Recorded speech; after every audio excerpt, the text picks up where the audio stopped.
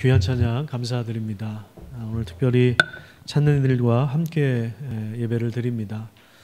우리 찾는 이들을 위해서, 우리 사랑하는 가족들을 위해서 그동안에 우리 성도님들이 열심히 기도해 주셨고 또 함께 이렇게 예배를 드리게 되어서 감사합니다.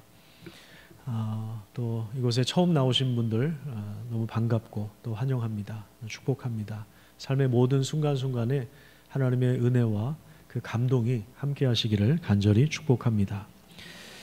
지금 우리 사회는 이태원 참사로 인해서 큰 충격과 슬픔의 시간을 보내고 있습니다. 갑작스럽게 자식을 떠나보낸 이들의 마음을 누가 헤아릴 수 있겠습니까? 서울 한복판에서 갑작스럽게 이렇게 많은 사람들이 생명을 잃을 것이라 누가 예상을 했고, 이것을 어떻게 해석하고 누가 설명할 수 있겠습니까? 누가 속 시원하게 이 부분에 대해서 명확한 해답을 제시할 수 있겠습니까? 과연 우리는 이 슬픔을 딛고 다시 일어설 수 있을까요? 또한 지난 3년간 우리나라뿐만 아니라 전 세계적으로 코로나 감염병으로 인해서 무척 힘든 시간을 우리는 보내야 했고 지금도 여전히 진행 중입니다. 또 물가와 금리가 계속 오르고 있어서 점점 고통을 감내해야 하는 시간들이 길어지고 있습니다. 사회적인 국가적인 아픔도 있지만 또 개인적인 시련을 겪으면서 힘든 삶을 사는 분들도 많이 있습니다. 우리 자녀들과의 관계도 쉽지 않고 또 우리 가정을 이끌어가는 것도 어렵습니다. 직장도 사업장도 늘 고군분투해야 겨우 유지되는 것 같습니다. 때로는 사는 것 자체가 힘겹고 또 숨쉬는 것조차 힘들 때가 있습니다. 누구한테 이야기하고 싶어도 또 말할 수 없는 상처가 있고 또 내가 가장이기 때문에 부모이기 때문에 그 책임감 때문에 여전히 그럼에도 불구하고 삶이 버겁지만 그 자리를 지키는 분들도 상당히 많이 있습니다. 그런 세상에서 우리가 다시 일어날 수 있는 그 힘이 어디에 있는지 오늘 다니엘서 3장 말씀을 통해서 함께 살펴보도록 하겠습니다. 먼저 1절 말씀에 보시면 느부갓네살 왕이 금으로 신상을 만들었으니 높이는 60규빗이다 이렇게 말씀하고 있습니다. 약 한 30m 정도 되는 그런 신상을 평지에 세웠습니다. 우리 한국 사람들에게는 중국을 중심으로 한 아시아권의 문화와 그리고 유럽과 미국을 중심으로 한 서양사에 익숙합니다. 하지만 세계사의 한 자락을 살펴보면 고대 근동의 메소포타미아라고 하는 그 문명의 중심지가 있는데 그것이 바로 바벨론 제국입니다. 지금의 이라크의 바그다드 인근 지역인데 수많은 제국의 흥망성쇠가 이곳을 중심으로 일어났습니다. 우리나라도 한강을 차지하기 위해서 고구려와 백제와 신라가 서로 경합을 겨루었던 것처럼 다니엘서가 기록된 당시에 바벨론 제국은 세계의 중심 국가였고 그 고대 근동 지역에 수많은 제국들이 일어나기도 하고 또 멸망하기도 하고 또 다시 세워지기도 하는 그런 역사가 있었습니다. 그 바벨론의 전성기를 구가했던 왕이 바로 이 느부갓네살 왕인데요. 자신의 왕권을 더 강화시키는 전략으로 두라 평지에 30m 높이의 신상을 만들었습니다. 그러니까 그 당시에 모든 동서남북 사방에서 어디서든지 그 신상을 볼 수 있었습니다. 그 신상을 만든 이유는 자신의 왕권을 더 강화시키기 위해서예요. 그 신상 앞에 본인이 서 있었고 모든 공직자들을 불러 모으고 백성들까지 동원하여서 또 대규모 오케스트라를 동원해서 그 앞에 절하라고 그렇게 요구하고 있습니다. 자신의 어떤 권력을 더 절대시하고 우상시하는 그런 전략을 통해서 자신의 나라가 더 안전하고 든든하고 자기 왕권이 더 굳게 설 것이라고 하는 이러한 전략을 사용한 것입니다. 당시에는 뭐 여론조사나 의견 수렴이나 이런 것이 전혀 없습니다. 인권이나 이런 것들이 소용없지요. 왕이 곧 국가이고 왕의 말이 곧 법인 시대였습니다. 여러분, 이렇게 자기 왕권을 절대 권력화하는 이것은 흘러간 역사가 아니라 지금도 우리 시대에 일어나고 있습니다. 중국의 시진핑 주석은 독재 체제를 구축해서 더 강화된 권력을 추구하고 있고 또한 언론과 사회를 통제하고 검열합니다. 북한에서는 3대 세습 왕조가 지금도 이어지고 있습니다. 우리나라도 오랜 시간 독재 정권과 싸워야 했고 민주사회가 되었지만 여전히 제왕적인 대통령제가 유지되고 있습니다. 역사를 통해서 우리는 절대 권력이 절대적으로 부패할 수밖에 없다는 사실을 배우고 있지만 그 지난한 역사는 지금도 계속되고 있는 것입니다. 이렇게 나라적인 그런 현상일 뿐만 아니라 이런 것은요, 사실 우리 주변에서도 얼마든지 경험할 수 있는 내용이에요. 내가 속한 어떤 조직이나 공동체나 회사나 기업이나 이런 모임에서 거기에 공로가 있는 사람이 스스로를 자기가 높이는 경우가 상당히 많이 있습니다. 그리고 여기에 참여하지 않으면 여러 이익과 특권과 자리가 위협돼요. 그래서 자기에게 충성을 강요하는 그러한 리더십들이 여전히 우리 주변에도 있습니다. 그래서 내가 동참하고 싶지 않지만, 그 앞에 머리를 숙이고 싶지 않지만 내 자리와 또 내 지위가 영향을 받기 때문에 억지로라도 참여해서 굴종할 수밖에 없는 그런 일들이 종종 일어납니다. 이러한 절대적인 그 자신의 권력을 강화시키는 이런 구조적인 악이 우리가 살고 있는 사회에 가득합니다. 사회적인 고통과 개인의 아픔은 여기서부터 출발하는 경우가 상당히 많이 있죠. 이런 상황에서 절대 권력의 자리에서 그럼에도 불구하고 무릎을 꿇지 않은 청년들이 있었습니다. 바로 다니엘의 세 친구들이죠. 이들은 바벨론 제국에 의해서 멸망을 당한 이스라엘이라고 하는 바벨론 제국에 비하면 아주 조그만 그 나라의 포로민들입니다. 그런데 바벨론 왕실학교 장학생으로 선발되어서 거기서 뛰어난 능력을 보여주죠. 그래서 왕의 총애를 받았고 나라의 중요한 보직을 맡아서 열심히 일을 하고 있습니다. 그런데 이들에 대해서 시기하고 배합하는 사람들이 있었는데 바로 이 바벨론 사람들이에요. 그래서 바벨론 고위 공직자들이 이 다니엘의 세 친구가 왕의 앞에 엎드려 절하지 않는 모습을 보면서 이들을 참소합니다. 왕 앞에서 고발합니다. 느부갓네살 왕은 화가 나서 그들을 불러서 신문하고 회유합니다. 내가 한 번은 봐줄 건데 다음에 준비했다가 절하지 않으면 너는 내 손에 죽는다. 이렇게 협박을 합니다. 여러분, 누구나 이런 상황이 되면 타협이라고 하는 길을 택하죠. 처자식을 먹여 살려야 합니다. 대출받은 것도 있습니다. 내가 직장을 잃어버리면 여러 가지 어려움이 연쇄적으로 발생하기 때문에 눈 한번 그냥 질끈 감고 타협을 하기도 합니다. 특별히 다니엘과 세 친구들은 유대인 포로들에게는 사실 등불과도 같은 존재였습니다. 그들이 공직의 자리를 지켜야 어쩌면 그 같이 끌려온 포로민들도 소망을 가질 수가 있습니다. 그러니까 그들 입장에서는 잠깐 그런 생각을 할 수도 있을 것 같아요. 하나님, 내가 이 상황에서 하나님을 섬긴다고 풀무불 속에 들어가서 그냥 죽어버린다면 당신의 백성들이 지금 더 큰 위험을 만날 수 있지 않겠습니까? 이런 생각을 가지고 타협의 그러한 길을 걸어갈 수도 있었을 것입니다. 그런데 이들은 전혀 다른 선택을 합니다.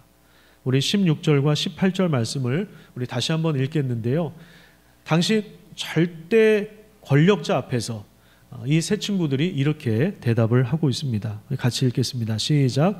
사드락과 메삭과 아벳느고가 왕에게 대답하여 이르되 느부갓네살이여, 우리가 이 일에 대하여 왕에게 대답할 필요가 없나이다. 왕이여, 우리가 섬기는 하나님이 계시다면 우리를 맹렬히 타는 풀무불 가운데서 능히 건져내시겠고 왕의 손에서도 건져내시리이다. 그렇게 하지 아니하실지라도 왕이여, 우리가 왕의 신들을 섬기지도 아니하고 왕이 세우신 금신상에게 절하지도 아니할 줄을 아옵소서. 그들은 지금 문제를 복잡하게 보지 않았습니다. 이들의 대답은 아주 심플합니다. 우선 우리가 주목해서 봐야 될 표현이 뭐냐면 17절에 나와 있는데요. 우리가 섬기는 하나님이라고 그렇게 고백을 합니다. 사실 그 앞에 제국의 왕이 분명히 있는데요. 그들은 제국을 위해서 내가 충성한 것이 아니라 나의 왕이신 하나님 앞에 충성하고 있습니다. 내가 하나님을 섬기고 있습니다. 이렇게 대답을 하는 것입니다. 여러분, 우리가 사실 내가 어느 직장에 있든, 내가 어떤 일을 하든, 어떤 부서에 있든, 내가 어떤 역할을 맡았든, 어떤 직분을 맡았든지 간에 내가 섬기는 분이 누구인가를 분명하게 해야 됩니다. 그렇지 않으면 우리 좀 생각이 복잡해져요. 상황이 더 복잡하게 얽히는 경우가 있습니다. 지금 이 세 친구들은 지금까지 자신들이 섬겨온 하나님의 구원의 역사를 바라보고 있습니다. 하나님께서 정말 살아계시다면 우리를 불에서 건져 주실 것입니다. 이렇게 고백합니다. 그런데 더 놀라운 고백은 뭐냐면, 그렇게 하지 아니하실지라도, 그리 아니하실지라도, 하나님이 그렇게 도와주시지 않는다 할지라도, 하나님이 우리를 구해주시지 않는다 할지라도, 그럼 어떻게 됩니까? 죽는 거죠. 불 속에서 죽어야 됩니다. 그런데 그럼에도 불구하고 내가 죽어도, 내가 죽는 한이 있어도 내가 왕 앞에 무릎을 꿇지 않겠습니다. 이렇게 이야기합니다. 하나님이 그렇게 안 하실 수도 있습니다. 라고 하는 부분들은 뭘 보여주냐면, 우리 하나님이 얼마나 인격적인 분이신가를 보여주고 있는 거예요.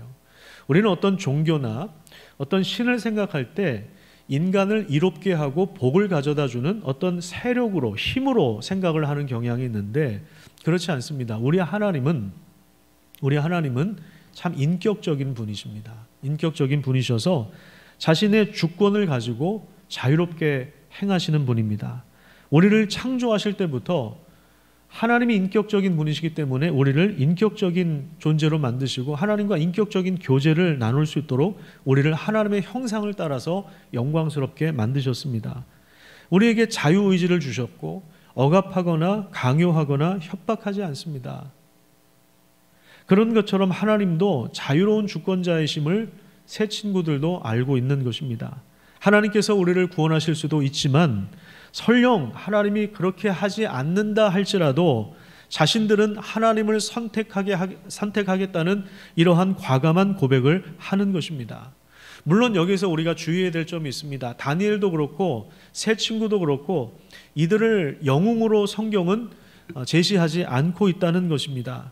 그들도 우리와 동일한 사람들입니다. 특별한 구석이 있어서 이들이 이렇게 멋지게 대답을 한 것이 아니에요. 그들도 생각이 많았을 거예요. 처자식 걱정도 있었을 겁니다. 하지만 그들은 자신들이 살아오면서 살아계신 하나님과 맺어온 신뢰 관계가 있었기 때문에 그 신뢰를 깨뜨리지 않는 고백을 하는 것입니다. 그럼 여기서 이제 우리가 생각해야 될 게 뭐냐면, 죽음마저도 포기할 수 있는, 죽음 앞에서도 하나님에 대한 신뢰를 저버릴 수 없다고 하는 그분은 도대체 누구신가? 아니 도대체 그 신이 어떤 신이길래, 이들이 죽음 앞에서도 이런 대답을 할 수 있는가 하는 부분에 우리가 초점을 맞춰야 하는 것입니다. 다니엘이 정말 위대한 사람이다, 이게 포인트가 아니고요. 다니엘과 새 친구들이 목숨을 걸고서라도 하나님을 신뢰하게 된 그분이 도대체 누군가, 그 신뢰의 대상인 그분이 도대체 누군가, 여기에 사실은 우리가 초점을 맞춰야 하는 것입니다. 그들은 하나님을 선택했습니다. 그 결과가 어떠한지를 한번 보겠습니다. 22절부터 25절까지 우리 같이 읽어볼게요. 시작. 왕의 명령이 엄하고 풀무불이 심히 뜨거움으로 불꽃이 사드락과 메삭과 아벳느고를 붙든 사람을 태워 죽였고, 이 세 사람 사드락과 메삭과 아벳느고는 결박된 채 맹렬히 타는 풀무불 가운데에 떨어졌더라. 그때에 느부갓네살 왕이 놀라 급히 일어나서 모사들에게 물어 이르되, 우리가 결박하여 불 가운데 던진 자는 세 사람이 아니었느냐 하니, 그들이 왕에게 대답하여 이르되 왕이여 올소이다 하더라. 왕이 또 말하여 이르되 내가 보니 결박되지 아니한 네 사람이 불 가운데로 다니는데 상하지도 아니하였고 그 넷째 모양은 신들의 아들과 같도다 하고. 참 이상한 현상이 일어난 거예요. 결국에 풀무불 속에, 쇠 용광로 속에 들어갔거든요. 그런데 느부갓네살 왕이 그 장면을 보는 거예요. 이 불이 얼마나 뜨거웠냐면 이 세 친구들을 붙들고 간 군사들은 불꽃에 타서 죽었습니다. 그러니까 들어가기도 전에 죽었어요. 너무 뜨거워서. 그런데 그들의 결박이 풀어졌고요. 자유롭게 다니는 모습을 보았어요. 더 이상한 것은 분명히 세 사람이 들어갔는데 네 사람이 있었습니다. 그러니까 물어봐요. 세 사람 들어가지 않았느냐? 네, 맞습니다. 세 사람 들어갔다고. 근데 저 한 사람은 누구냐? 꼭 신의 아들과 같다. 그렇게 이야기를 합니다. 여기서 신의 아들을 천사로 해석하는 분들도 있고요. 근데 전통적으로는 구약시대에 나타난 하나님의 아들 예수님으로 봅니다. 예수님께서 뜨거운 용광로 속에서 자기 백성들이 고난당하는 그 현장에서 함께하고 계시는 장면을 우리에게 보여주고 있는 것입니다. 성경 전체가 사실은 다 예수님에 대한 이야기입니다. 여러분들이 성경을 피상적으로 읽지 마시고, 또 사실 교회 다녀도 성경 안 읽는 분들 굉장히 많으시거든요. 제가 그 초등학교 때 전도한 5학년 때 전도한 친구가 있었는데, 그 친구의 아버님께서 자기 아들이 교회를 다닌다고 하니까 열심히 다녔어요. 열심히 다니고, 그런데 교회를 다닌다고 하니까 교회를 안 나오시는데 한 2년간 혼자서 성경을 읽으셨어요. 창세기부터 요한계시록까지 쭉 읽고 나서, 그리고 나서 교회를 나오셨습니다. 그런 경우도 있어요. 교회를 다녀도 성경을 안 읽는 분들도 많은데, 교회를 다니지 않지만 정말 신이 살아있는 건가, 정말 신의 존재가 정말 있는 건가, 그것을 성경을 자세하게 읽고 나서 그 다음에 오시는 분들도 있었어요. 성경 전체가 예수님에 대해서 이야기하고 있는데요, 예수님에 대해서 알기 원한다면 우리가 성경을 많이 읽어야 됩니다. 성경 전체가 예수님에 대해서 이야기하고 있지만, 지금 오늘 이 본문에서 우리에게 알려주시는 내용이 뭐냐면, 예수님은 자기 백성의 고통을 없애주실 수도 있지만 그 고통 가운데 함께, 그러니까 그 고통 속으로 들어오셔서 그 고통을 겪는 자들과 함께 그 길을 걸어가는 분이라고 하는 것을 가르쳐 주시는 거예요. 그러니까 예수님께서 이 땅에 오신 것을 우리가 성육신했다 이렇게 이야기하거든요. 영어로 표현해서 죄송합니다만은 인카네이션이라고 합니다. 카네이션이 우주고, 우주 안으로 들어왔다라는 거예요. 하나님의 아들이 우주 안으로 들어온 사건, 이게 이제 성육신이고, 이게 성탄절이잖아요. 우리가 그렇게 기념을 하잖아요. 실제로 12월 25일 날 오시는지는 몰라요. 그건 아무도 몰라요. 그냥 누가 만들어낼 가능성이 많은데, 어쨌든 그날을 우리가 기념을 하잖아요. 그건 생일도 마찬가지죠. 여러분 생일 정말 그게 맞아요? 그 딱 인식하고 나오셨어요? 그거 아니잖아요. 그냥 엄마가 그렇게 말씀하시니까 그렇게 믿는 거지. 그런 것처럼 12월 25일도 뭐 학자들은 이거 지키면 안 된다 이렇게 하는데, 이미 뭐 우리가 기념하고 있으니까 하는 건데, 예수님이 성육신 하신 것, 성탄의 은혜를 기념하는, 그게 뭐냐면 하나님의 아들이 우주 안으로 들어오셨다는 그런 얘기예요. 그래서 우리 죄를 가진 인간들과, 죄 때문에 고통을 당할 수밖에 없는 인간들과 함께 고난을 당하시는 분으로 성경은 예수님을 소개하고 있는 것입니다. 다니엘서를 통해서 특별히 우리에게 보여주시는 메시지가 뭐냐면, 이 세상의 역사는 제국의 힘으로 움직이는 것이 아니라는 것입니다. 우리가 볼 때는 미국의 대통령이나 중국의 주석이 세계를 양분해서 지금 끌고 가는 것처럼 보이잖아요. 근데 절대 그렇지 않다라는 거예요. 지금 이 바벨론 제국이 일어나기 전에 이스라엘의 북쪽 지역에서 일어났던 그 제국이 아시리아라고 하는 제국입니다. 한 150년 정도 유지가 됐는데, 이 아수르 제국을 삼킨 나라가 바벨론이에요. 그 전에는 애굽이 이제 왕성했었죠. 애굽도 제국이었죠. 근데 애굽도 이제 힘이 약화됐어요. 애굽도 이제 힘이 약화되고 지금까지도 이집트가 일어나지를 못하고 있는데요. 아수르가 바벨론에게 멸망을 당하고, 그리고 바벨론은 또 나중에 페르시아 제국에게 멸망을 당하고, 페르시아는 또 나중에 알렉산더 대왕이 이끄는 그리스 제국에 멸망을 당합니다. 그리스 제국은 나중에 로마 제국에 멸망을 당해요. 그러니까 제국들이 일어나고 멸망당하고, 일어나고 없어지고, 그러니까 제국의 역사는 200년을 넘기지 않아요. 18세기에 산업혁명을 일으키고 많은 식민국가를 세워서 해가 지지 않는 나라라고 불렸던 대영 제국도 지금은 굉장히 그 영향력이 축소되고, 지금 영국 경제가 말이 아니지 않습니까? 굉장히 어렵잖아요. 미국도 마찬가지입니다. 세계의 패권을 쥐고 있는 나라인데 중국에게 따라잡혔죠. 코로나 때 미국의 민낯이 드러났죠. 정말 위대한 나라라고 생각을 했는데 그 안에도 문제가 심각하다고 합니다. 심각하대요. 최근에도 미국에서 사는 분한테 그런 얘기를 직접 들었는데요. 거리에 집이 없는 사람들이 너무나도 많다는 거예요. 집이 없는 사람. 옛날에 우리가 노숙인들 생각하면 우리가 무슨 생각을 가졌냐면, 노숙인들은 술만 먹고 일도 안 하고 게을르고 그래서 이제 노숙인이 됐을 거라고 생각을 하잖아요. 그런 분도 있어요, 실제로. 게을러서 그렇게 해서 진짜 노숙인이 된 경우도 있는데, IMF 때 우리나라도 갑작스럽게 길거리에 앉은 분들이 상당히 많습니다. 우리 교회 오시는 분들도 얘기를 해보면 97년부터 길거리 생활을 했다는 분들이 굉장히 많으세요. 근데 미국이 지금 그러고 있다는 거예요. 멀쩡해 보여요. 근데 집이 없는 거예요. 이런 것이 지금 사회 문제가 되어서 어느 도시를 가든 굉장히 안전한 지대가 없다고 그렇게 이야기를 들었습니다. 뭐 총기 사고는 뭐 계속 일어나고 있고요. 또 얼마나 그 양극화가 심합니까? 부자는 너무 부자로 살고 가난한 사람은 너무 가난하게 사는 거예요. 전 세계적으로 양극화가 일어나고, 우리나라도 양극화가 심한데 우리 교회도 양극화가 있더라고요. 혹시 그 엘리베이터 타고 올라오시면서 포스터 두 장이 붙어 있는 거 보셨습니까? 오늘 1시에 우리 중고등부 학생들이 옥상에서 고기를 구워 먹어요. 보면 메뉴가 소고기 스테이크 이렇게 적혀 있더라고요. 근데 이거 옆에 보니까 초등부는 다음 주에 하는데 라면을 먹는다는 거예요, 옥상에서. 온갖 라면을 다 끓여준대요. 우리나라에 나와 있는 온갖 라면을 다, 우리 엄마들이 싫어하는, 애들은 좋아하는 온갖 라면을 다, 야, 우리 교회도 양극화가 일어나고 있구나, 이런 생각이 들었는데, 이게 지금 전 세계적인 문제잖아요. 해결을 못하는 거예요, 자기 나라도. 미국의 대통령도 자기 나라 문제도, 아니 자기 문제도 해결을 못하죠. 그렇죠? 자기 죽음의 문제 해결할 수 있어요? 의사도 자기 병이 걸리면 자기 문제를 해결하지 못하는데 자기가 자기를 수술할 수 있습니까? 변호사들은 다 정의롭습니까? 법관들은 다 정의롭습니까? 자기도 정의롭지 않은데 그 일을 하고 있는 거죠, 사실은.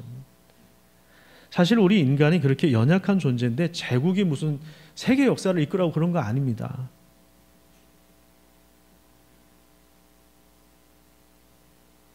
중국도 영원하지 않고요. 미국도 영원하지 않고요. 힘이 점점 약해질 겁니다. 북한도 마찬가지예요. 김씨 왕조도 끝날 때가 있겠죠. 독재 정권도 마찬가지예요. 그 마지막이 얼마나 비참합니까?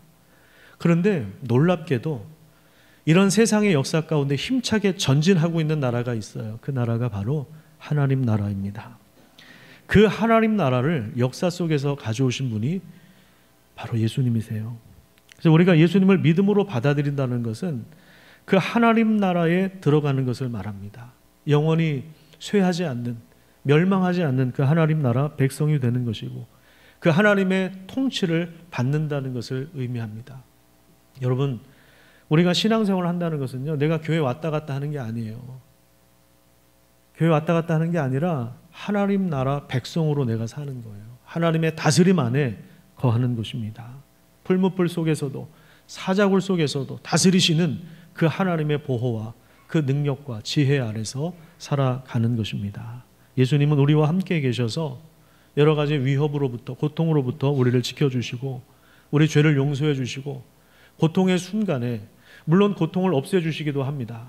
그런데 대부분의 경우는 그 고통과 함께, 문제와 함께 걸어가게 하시면서 우리에게 말씀을 주시고, 우리에게 힘을 주시고, 우리에게 격려를 주시고 이겨낼 수 있도록 그렇게 여러분, 사실 우리가 우리 자녀들을 사랑하잖아요. 사랑한다고 해서 우리 자녀들 문제 다 해결해 줄 수 있어요? 물론 어렸을 때는 해결해 줘야죠.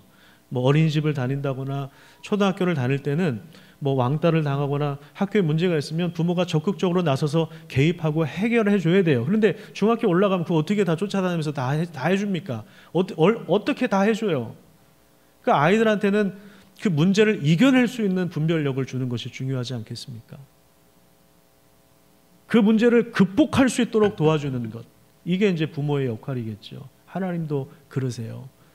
예수님을 보내주신 이유는 우리와 함께 하시도록, 그래서 우리에게 필요한 지혜를 주시는 거예요. 그래서 교회가 참 중요한 것 같아요. 서로 격려하고 서로 그 아픔을 나누고. 놀랍게도요, 내가 어떤 아픔을 가지고 있어요. 근데 그 아픔을 누구한가한테 이야기만 해도 상당히 해소가 된다고 합니다. 이건 전문가들의 얘기입니다. 근데 그게 하나님의 질서인 것 같아요. 하나님의 원리인 것 같아요. 우리를 홀로 만드시지 않았고요. 부부가 한 몸이 되게 하셨고, 교회가 그리스도와 한 몸이 되게 하셔서 우리가 서로 지체가 되게 하시는 거죠. 이 안에서 기쁨과 아픔과 여러 가지 희로애락의 모든 감정을 함께 공유하면서 우리는 함께 그리스도의 몸으로 세워져 가고 있는 것입니다. 교회를 통해서 하나님이 우리를 지켜주실 뿐만 아니라 성장하게 하시는 거예요. 우리 어린 자녀들이 가족 안에서 성장하는 것처럼, 부모의 사랑 안에서 성장하는 것처럼, 가족 공동체 안에서 성장하는 것처럼 하나님이 구원받은 우리들을 교회라고 하는 울타리 안에서, 교회라고 하는 공동체 안에서 성장하게 하시는 거예요. 영원토록 우리와 함께 하시기 위하여 예수님이 오셨고 자신의 백성들과 이 고된 인생길을 함께 걸어가시는 분이 바로 우리 예수님이십니다. 저는 오늘 이 자리에 처음 오신 분들에게 그런 예수님을 소개하고 싶습니다. 예수님은 하나님 나라를 가져오신 분이시고 우리를 위하여 돌아가신 분이세요. 우리의 죄를 십자가에서 짊어지고 하나님 앞에 막아서서 우리를 변호해 주시고 우리를 하나님 앞에 의롭게 세우시는 분이 바로 우리 예수님이십니다. 우리 시편 12편 말씀을 같이 한번 읽어볼게요. 그냥 화면을 보면서 같이 한번 읽어보도록 하겠습니다. 자, 시작. 여호와여 도우소서. 경건한 자가 끊어지며 충실한 자들이 인생 중에 없어지나이다. 그들이 이웃에게 각기 거짓을 말하며 아첨하는 입술과 두 마음으로 말하는도다.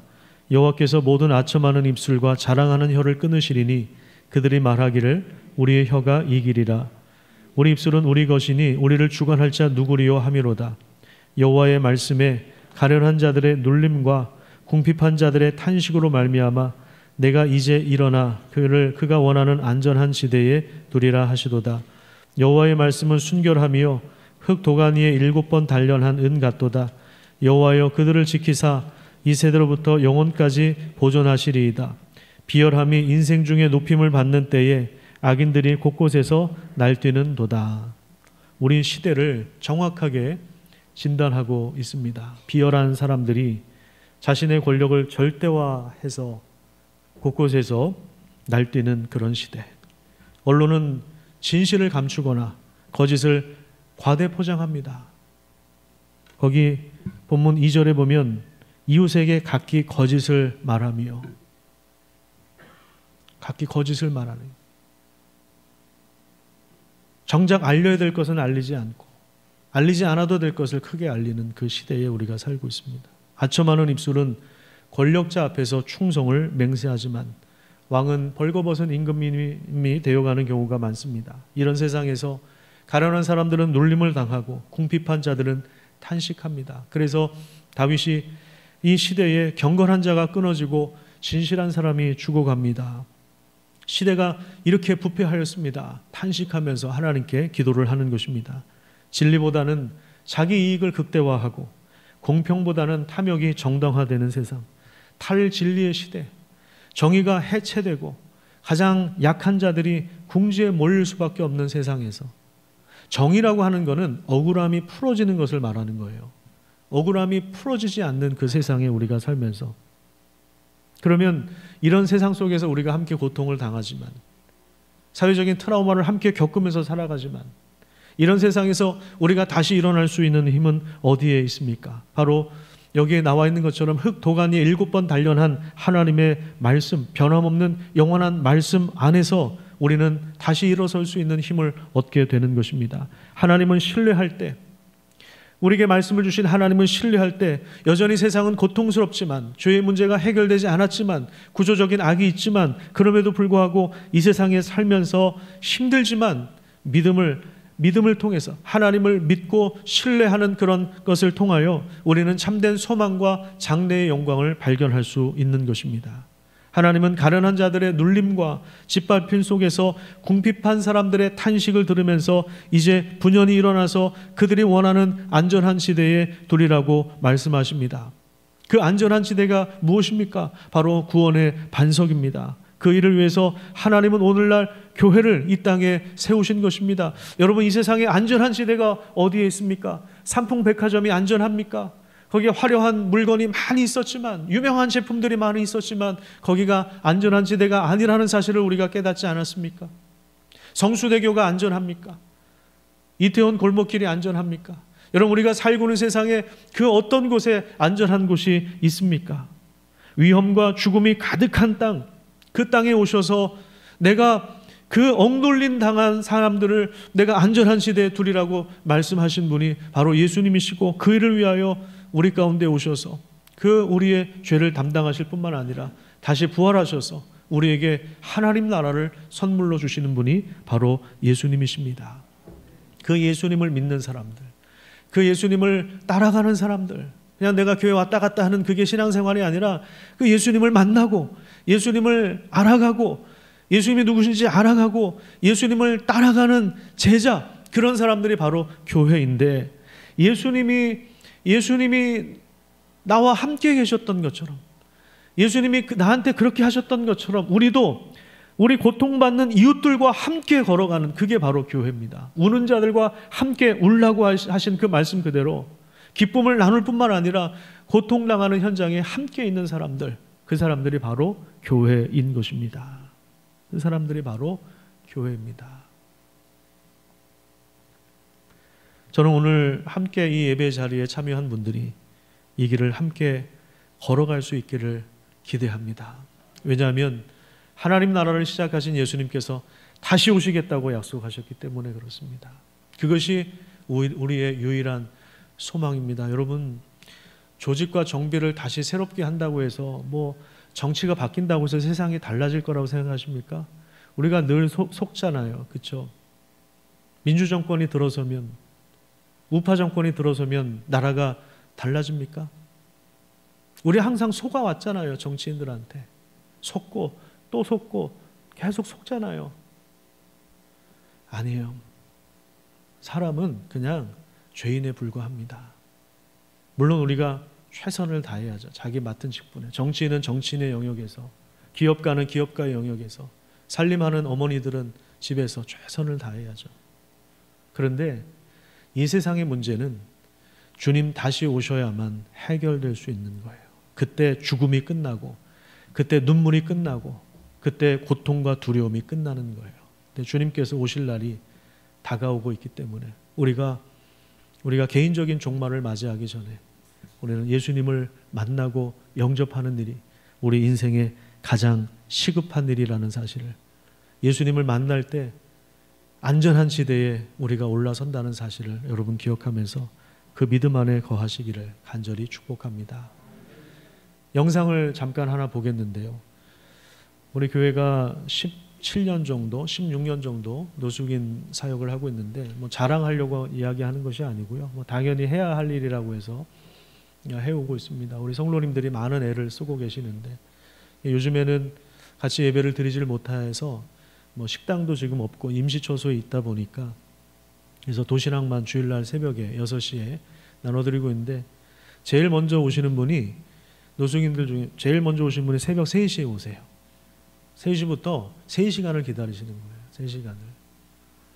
밥 한 끼 받으려고 그렇게 오세요. 200명 가까이 오세요. 매주 그렇게 오시는 분들을 이제 섬기는 영상입니다. 잠깐 보도록 하겠습니다.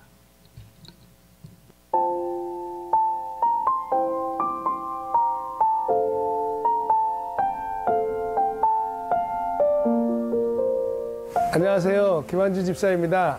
지금부터 노숙인 사역에 대해서 소개하도록 하겠습니다.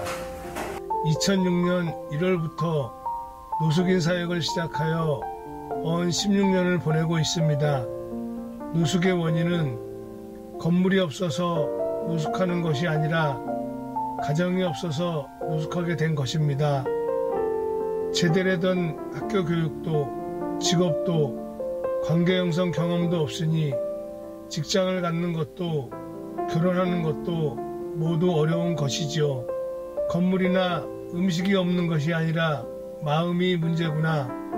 그들의 마음이 아프니까 하나님을 만나게 해야 한다 하여 새소망 예배를 드리게 되었던 것입니다.